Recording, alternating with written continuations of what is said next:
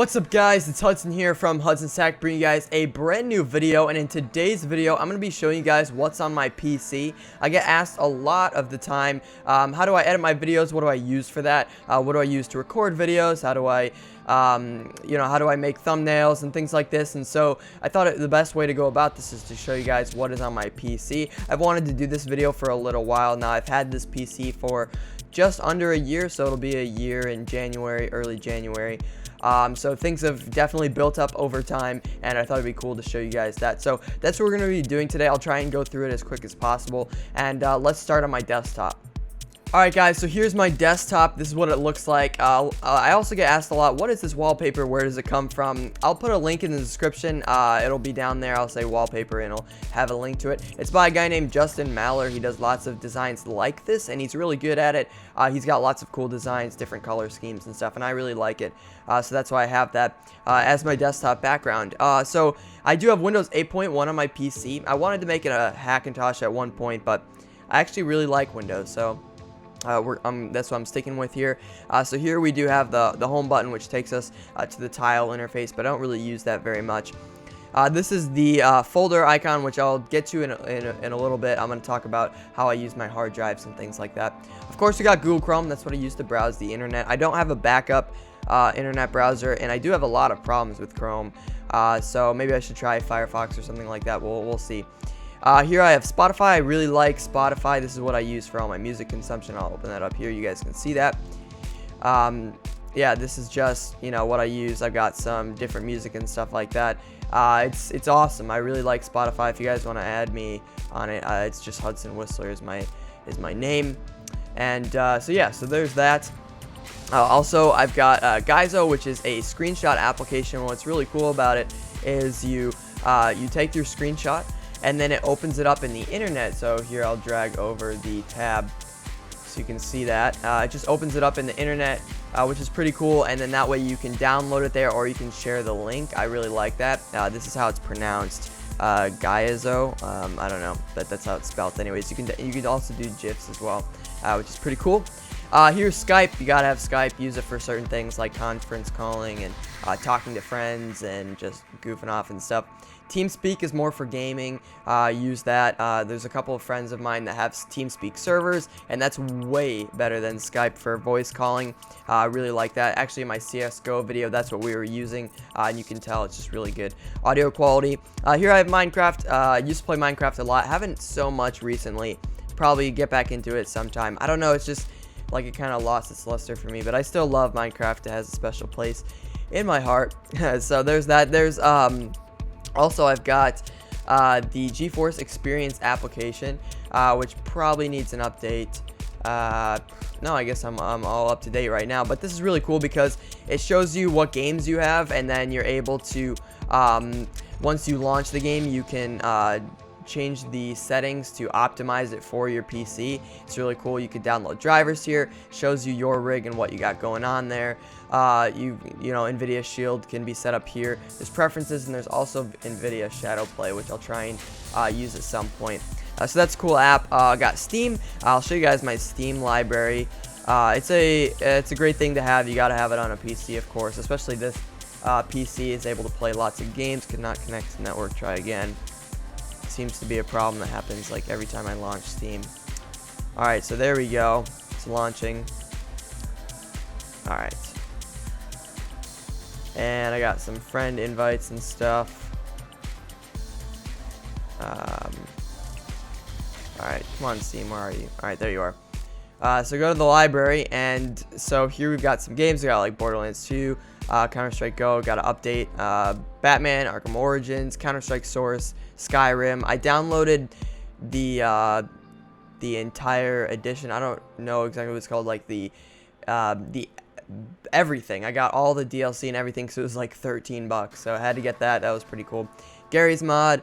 I don't play 2K15. That's just a trial. Outlast, Portal 2, and TF2 as well. So those are the games. I don't have that many, but that's definitely fun to have games on here. I've got Origin. I think that's pretty much, yeah, this is called Origin. And on here, I actually haven't signed in a long time. Yeah, but I only have a few games. I have Dead Space 1 and Crysis 3 on there. So that's pretty much that.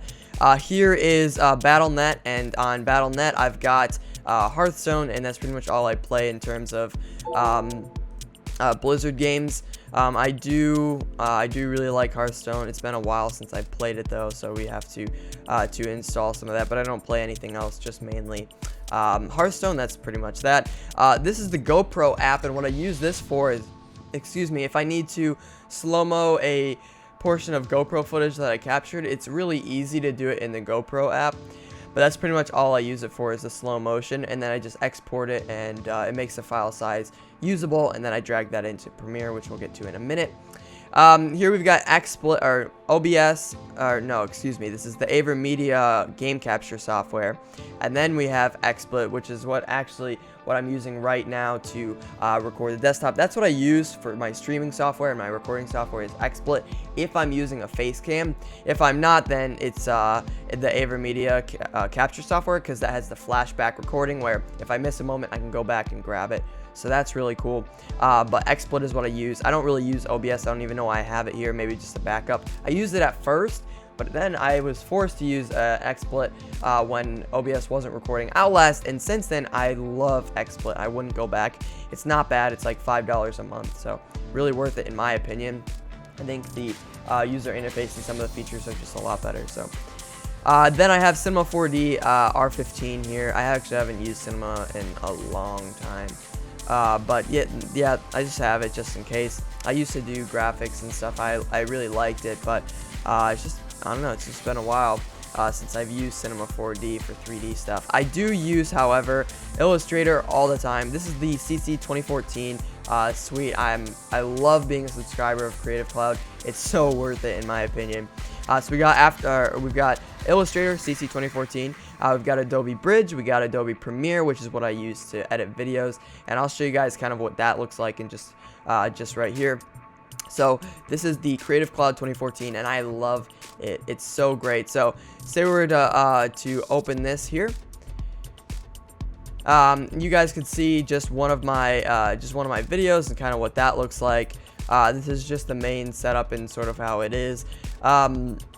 This is just one of my basic videos that we have, and this is kind of what the outro looks like. Hopefully I just didn't destroy your ears.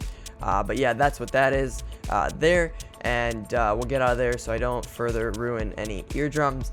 Then we've got Adobe After Effects, which I haven't used that often. I'd like to learn it a little bit more. I'm more into the just editing side of things versus the effects and that thing. So maybe one day I'll be able to use that, but right now I don't really. But it's just good to have because sometimes you need it for certain things. Here we've got the media encoder. We've got Lightroom. I think this is Lightroom 5, 5.6. Then you've got Photoshop CC 2014 as well, which is what I use to make my thumbnails. And I can kind of show you guys what one of the thumbnails is to look like if I were to open this here. And then I go into open recent and then say just my latest video, which was my YouTube journey. This is kind of what that looks like. So I just kind of throw on a picture I grabbed from the internet. Then I've got you know, my logo in the background there, just a nice gradient which kind of helps ease the eyes a little bit, and then just some layer styles that I purchased from a couple different people that are all over here. And those are on the text effects here. So that's kind of what those are. It looks a lot different without the layer styles. And the layer styles are really helpful to grab attention and that sort of thing. So that's what I use to make my thumbnails, and I use Photoshop all the time. It's one of my favorite applications for sure. And then we have SpeedGrade, which is for color correcting video, which is great software, and I'd like to also learn that more as well. And last but not least, if we go into this PC, we can see all the different hard drives, and I'll tell you guys what they're for.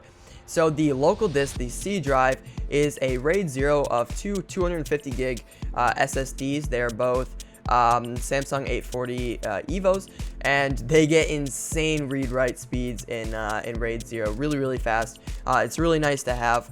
The X drive is my scratch disk. So anytime I'm recording a video and anytime I'm editing or rendering a video, it all goes to the X drive.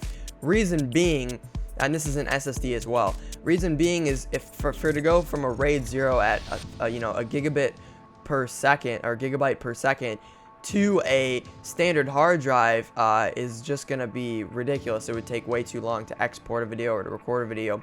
So to go to an SSD at half the performance, it's definitely helpful, and I've never seen any hiccups with that.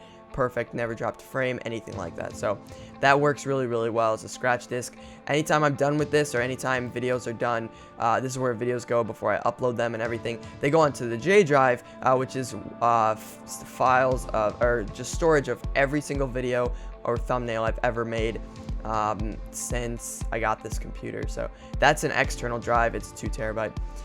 The B drive is what I use for thumbnails and unedited footage, and so I definitely need to update this because the unedited footage is so much larger than the exported footage. So I'm not really sure how I want to use this, but when I'm using Premiere Pro and stuff, you need to have an internal drive to grab footage off of, in my case, because the USB 3s just doesn't really keep up that well, and this drive turns itself off when it's not being used, so it sleeps, and I just need quick, fast access to my videos, so that's why I use an internal drive for that. Maybe I'll get Thunderbolt storage or a NAS or something in the future, but for now I just can't afford that. This is what we're using. The A drive is just what I use for any photos that I take. All my games go on there, and that's pretty much it. It's nothing really special on there. Alright guys, so that's what's on my PC. Hopefully you guys enjoyed this video, maybe found it a bit useful. I thought it's something interesting, and you guys seem to ask quite a bit about some of the stuff that I use. So if you guys have any further questions, leave them in the comments down below, or hit me up on Twitter. The link in the description right below, that thumbs up button, which you can hit on your way down there. But yeah, thanks so much for watching guys, and I'll talk to you in the next video. Peace.